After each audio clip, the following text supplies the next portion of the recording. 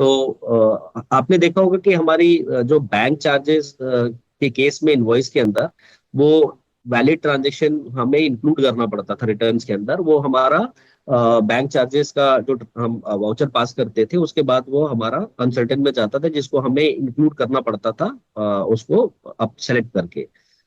In case जहां हमें charges consider करना होता था। तो that has been considered into this release, and let us see how it need to be done. So,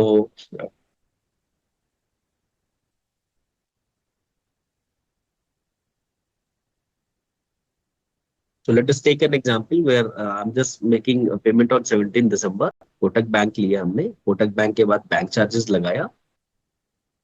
और bank charges हमने अमाउंट डाला, एंड प्लस उसके सीजीएसटी और एसजीएसटी का अमाउंट हमने डाल दिया।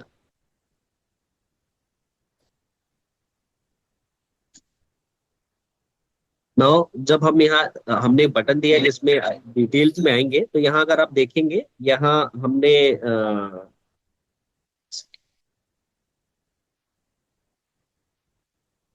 यहाँ अगर आप देखेंगे, हमें यहाँ उसको रेगुलर कन्वर्ट करना पड़ता था, और हमें रेगुलर कन्वर्ट करने का जो ऑप्शन था, हम मास्टर लेवल से पिक क्यों नहीं करते थे, कि मास्टर लेवल पे जो हमारा इंफॉर्मेशन पिक किया हुआ है, हमने डाला हुआ है, वो जरूरी नहीं है कि हर ट्रांजेक्शन जो है इनपुट के लिए या टैक्स के लिए कंसिडर किया जाएगा।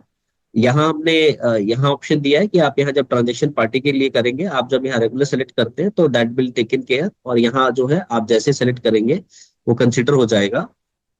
तो ये पार्ट जब आप इस तरीके से ट्रांजेक्शन को पुश करेंगे तो आपको अलग से जाके डालने की जरूरत नहीं पड़ेगी। तो अगर हम अपने डिटेल में जाके देखेंगे, दिसंबर महीना हम ले लेते हैं,